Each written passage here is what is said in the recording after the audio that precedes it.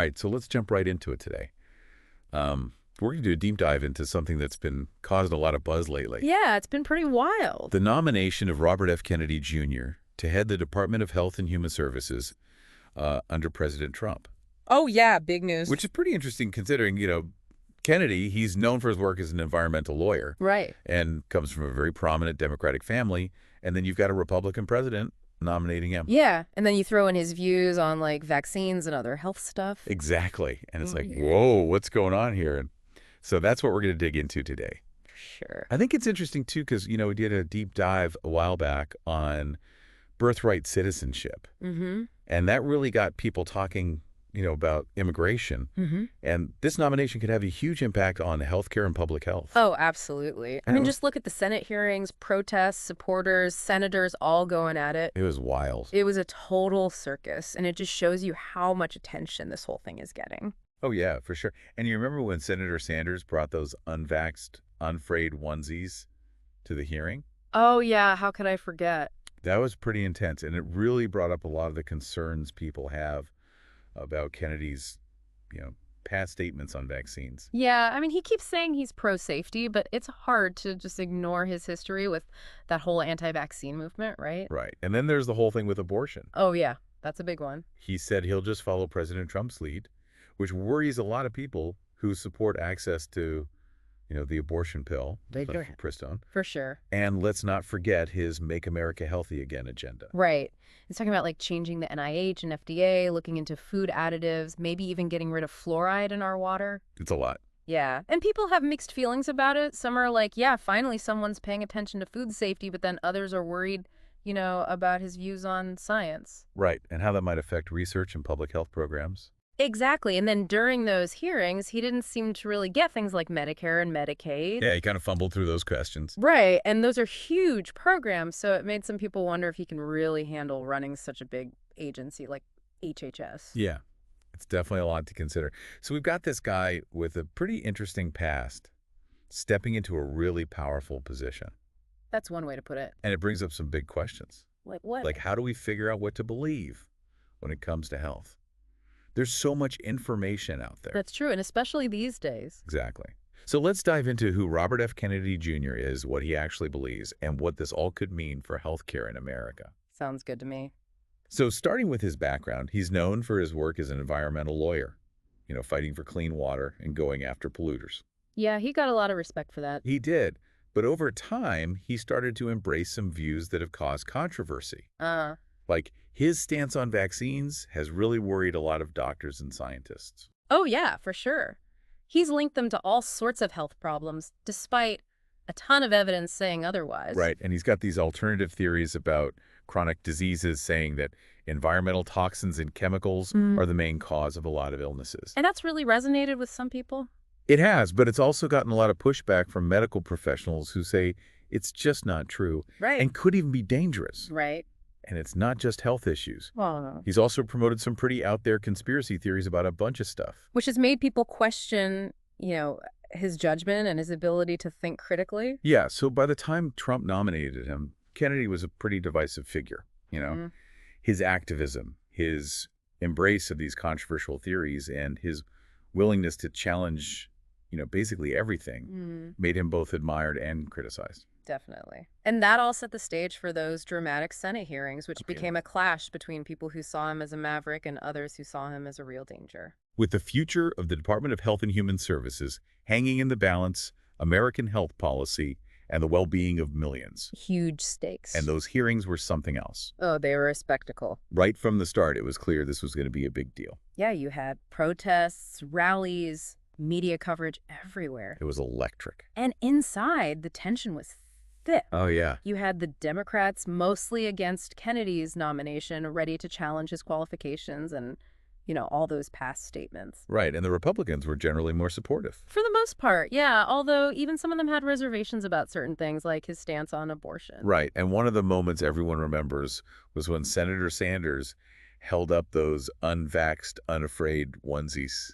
Oh, yeah, that was a powerful image. It was a visual reminder of all the concerns people have about Kennedy's anti-vaccine rhetoric and what it could mean for public health. And Kennedy tried to backpedal a bit on those past statements, saying he's all about safety and has vaccinated his own kids. But for a lot of people, it just wasn't enough. I think for a lot of people, it raised more questions than it answered. Yeah, and his answers about plans for that abortion pill, mifepristone, didn't really help. No, saying he'd just do whatever President Trump wanted didn't sit well with a lot of folks who worry about women's access to health care. Right. And when they asked him about his knowledge of those big healthcare programs like Medicare and Medicaid, Oh, yeah. he seemed kind of lost. He did. It was like he didn't really grasp these complex systems, which made people wonder if he could really handle running a massive agency like HHS. Yeah, so as the hearings went on, it became clear Robert F. Kennedy Jr. is a man of contradictions. That's a good way to put it. You know, he's for environmental causes, but against vaccines, he comes from a Democratic family, but aligns with a Republican president.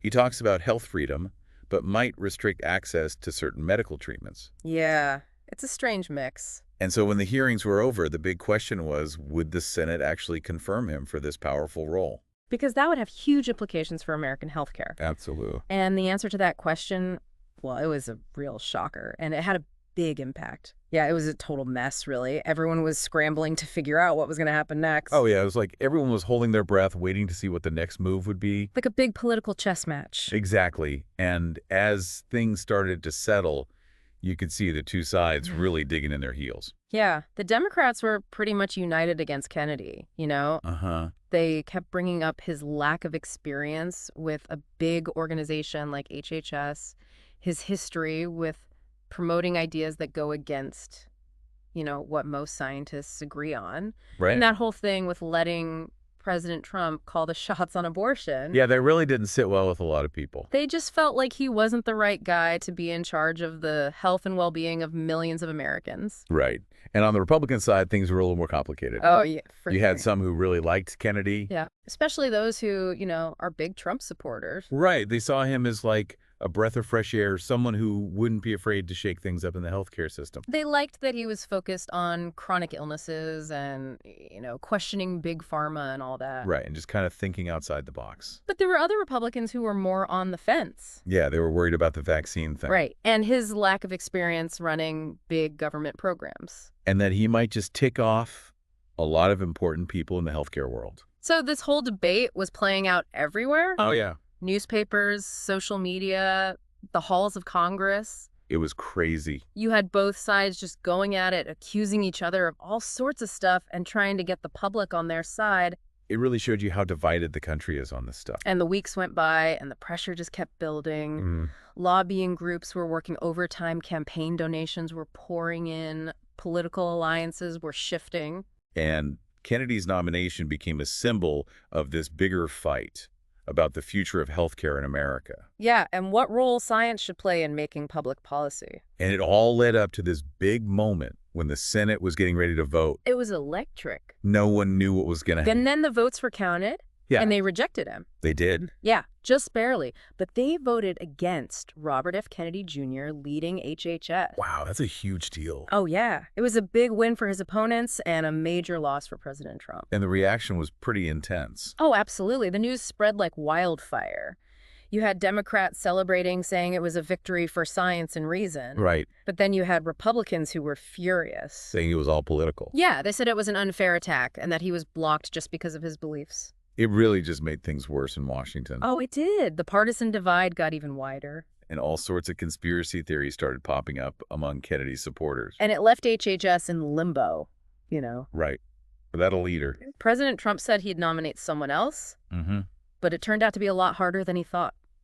Like no one wanted the job. It's like Kennedy's controversy scared everyone off. It's hard to find someone who makes both the president and the Senate happy. And so HHS was stuck, plans on hold purpose uncertain. This agency that's supposed to be protecting the health of millions of Americans was just caught in the middle of this political fight.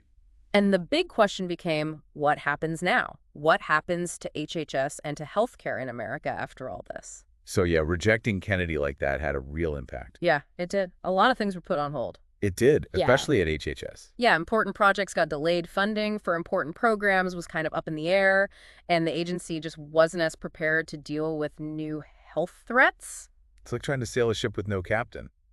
Yeah. Exactly. It's hard to know where to go or how to handle a storm without someone leading the way. And it left the door open for, people with their own agendas to try and influence things. Yeah. Yeah. And one of the groups that really took advantage of this whole situation was the anti-vaccine movement. Oh, yeah, they saw this as a chance to push their ideas even harder. They did, and they were already pretty vocal. Yeah, they really ramped up their message, spreading fear and doubt about vaccines, especially with everything going on with COVID. And people were listening, especially online.